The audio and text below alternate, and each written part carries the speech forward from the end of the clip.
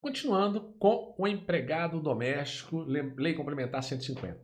Lembre-se de que, se cai qualquer questão em prova, segunda fase ou primeira fase, você tem que ter o conhecimento da Lei Complementar 150, que trata do empregado doméstico. Lembrando que doméstico é aquele que trabalha superior a 2 dias por semana, ou seja, 3 vezes por semana já é considerado empregado doméstico. E se trabalhar 2 vezes, não é considerado empregado doméstico, é considerado diarista pela legislação. Nós vamos falar aqui agora sobre o contrato por prazo determinado do empregado doméstico. É possível o contrato por prazo determinado? Sim. Imagine que você queira contratar alguém para trabalhar em sua casa, mas primeiro você quer fazer um contrato de experiência para verificar se vai ser viável, se você vai gostar desse empregado, se o empregado também vai gostar de trabalhar na sua residência. Nós chamamos então contrato de experiência. E qual é o prazo do contrato de experiência? 90 dias. Atenção que não é 3 meses. 3 meses é diferente de 90 dias. Existem aquelas situações também que o empregado que você tem fica doente ou engravidou, é uma mulher, ela engravidou, e nesse caso ela precisa ficar afastada até 5 meses após, até 4 meses, né? Porque ela tem a garantia de emprego até 5 meses após o parto, mas a licença maternidade é de 120 dias. E aí você poderia contratar um empregado por prazo determinado também, prazo máximo de 2 anos. Mas vamos ver o que diz a lei complementar lá no seu artigo 4º sobre esse assunto. Vejamos. Vamos lá, buscando aqui o slide sobre o assunto. Então nós temos aqui artigo 4º. É facultada a contratação por prazo determinado do empregado doméstico. E quais são as situações? Contrato de experiência, que não pode exceder de 90 dias, lembrando que pode ser 2 períodos. Nós temos aqui que pode ser um período de 30 dias, pode, e outro de 60, pode. Pode ser um período de 45 e outro de 45, pode. Pode ser um de 60 e outro de 30, pode. Observe que a somatória não ultrapassa os 90 dias. Então podem ser 2 períodos. Então o contrato de experiência não poderá exceder 90 dias e pode ser 2 períodos. E se você fizer um de 30 e outro de 30?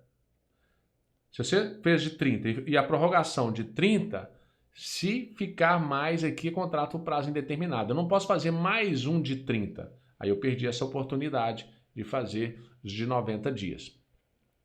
E a outra hipótese, para atender necessidade de familiares de natureza transitória e para substituição temporária de empregado doméstico com contrato de trabalho interrompido ou suspenso. Então, se eu tiver ali um empregado doméstico e que o contrato dele está interrompido, lembra, questão de férias é uma interrupção, nós temos ali os 15 primeiros dias de licença é uma interrupção, aqui nós temos a suspensão do contrato, acima de 15 dias, o contrato está suspenso.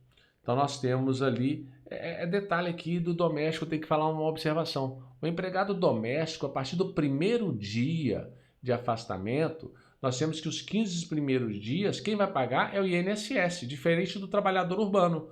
Então, desde o primeiro dia de afastamento, é o INSS que efetua o pagamento. Há uma diferença com relação ao empregado urbano, regido pela CLT. Então nós temos o empregado doméstico, não tem aqueles 15 dias, é o patrão que paga e depois é o INSS que vai efetuar o pagamento. Do doméstico, desde o primeiro dia, é o INSS que vai efetuar o pagamento.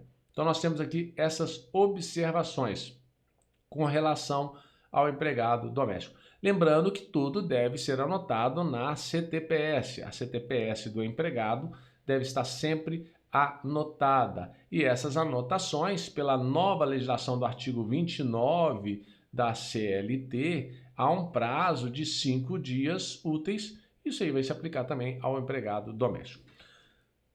Vamos falar agora sobre férias dos empregados domésticos. Está lá no artigo 17 da Lei Complementar 150. Acompanhe comigo. Nós temos que o empregado doméstico terá direito a férias anuais remuneradas de 30 dias. Então, igual ao trabalhador urbano.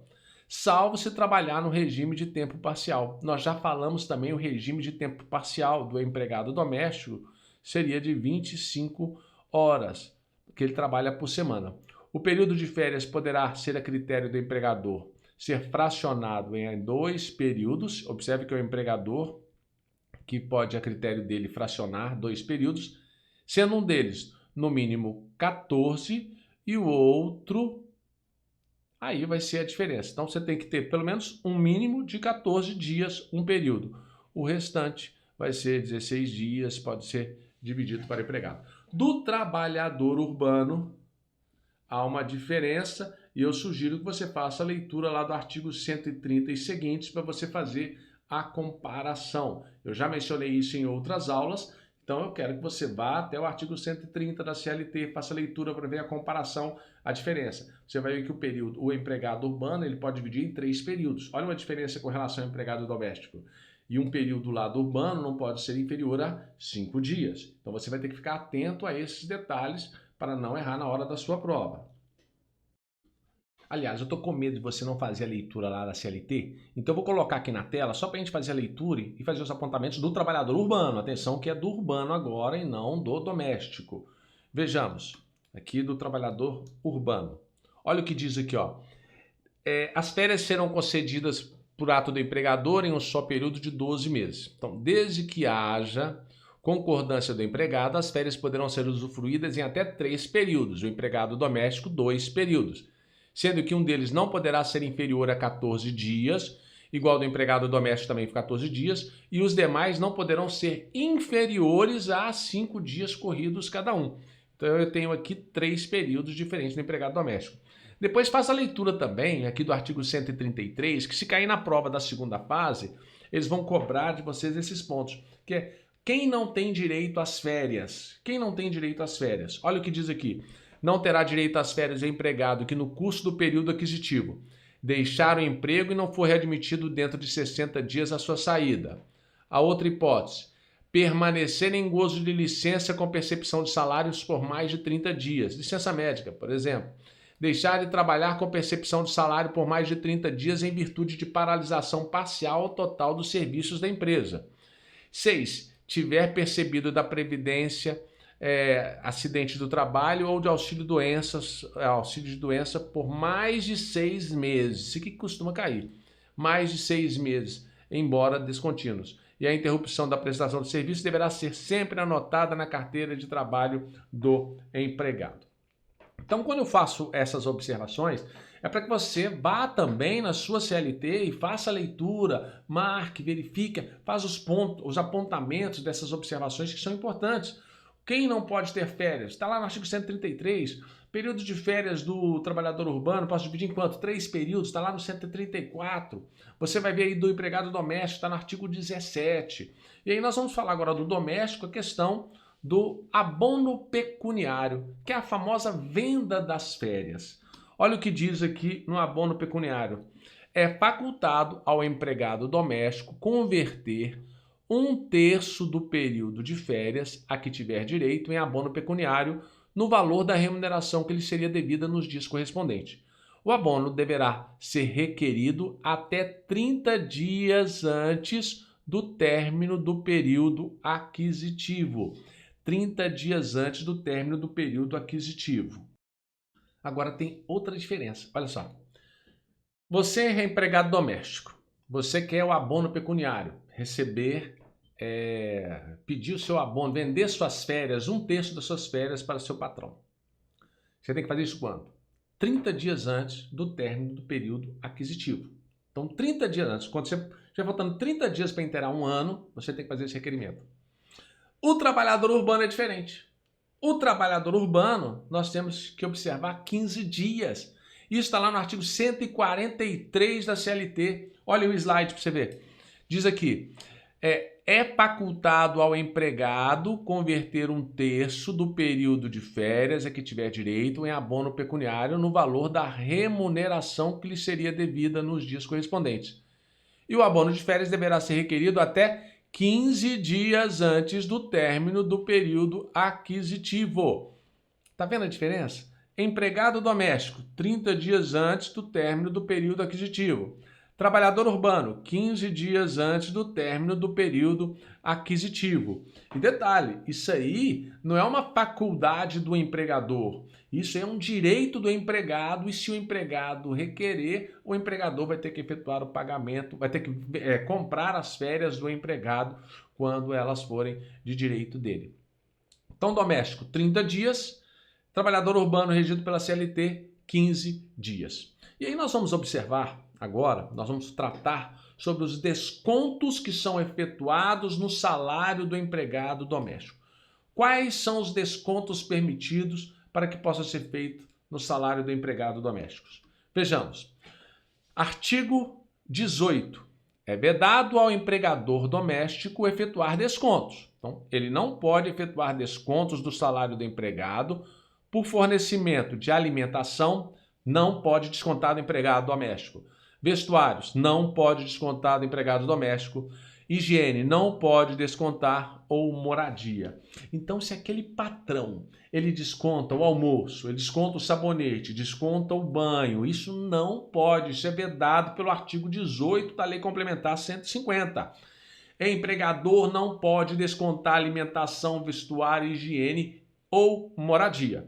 Agora, a moradia tem uma exceção que nós vamos ver aqui, fique atento. Então, bem como despesas com transporte também não pode descontar, hospedagem, alimentação em caso de acompanhamento em viagem. Aí você chamou o seu empregado para viajar com você. Aí você quer descontar dele a viagem de avião, porque ele está viajando lá para Bahia, lá para Porto Seguro com você para tomar conta. Aí você quer descontar a viagem. Não pode, porque é para companhia de viagem. Então, um acompanhamento em viagem não pode.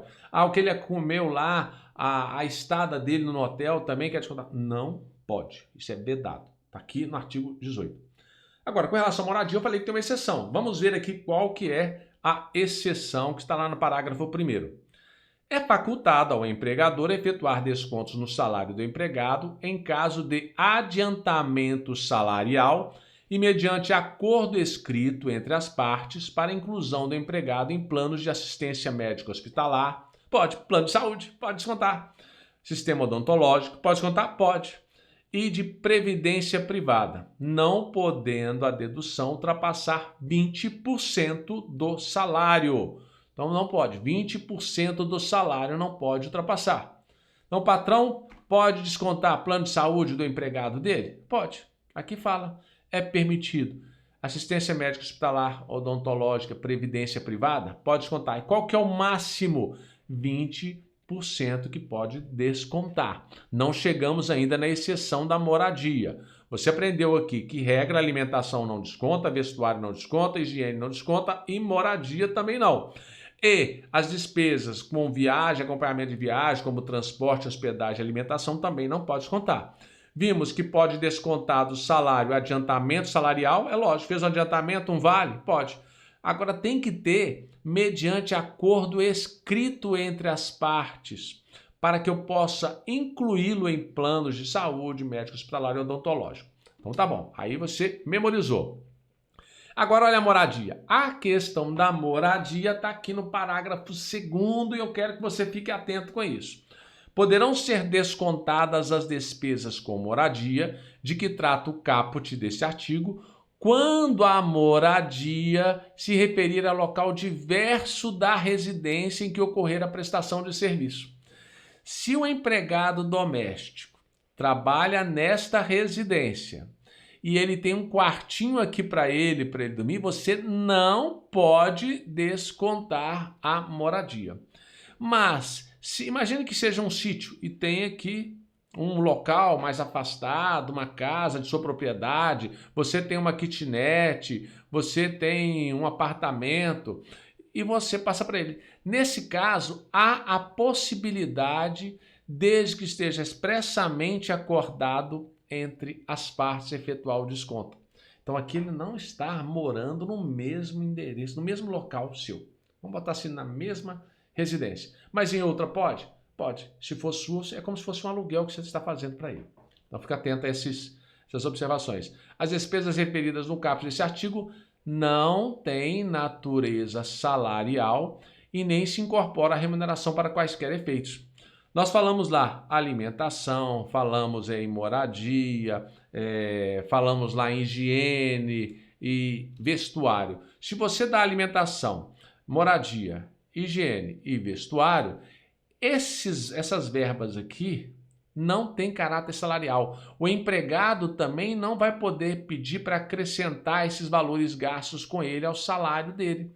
Não vão incorporar na remuneração dele para quaisquer efeitos. Então não faz parte.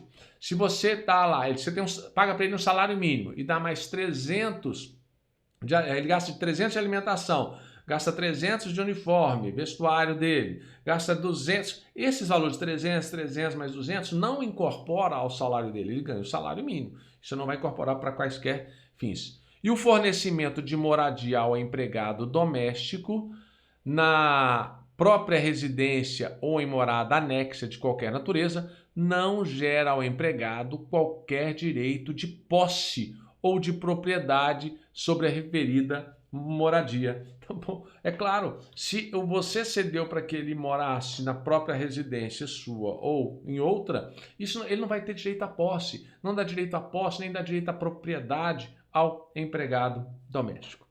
É fácil, né?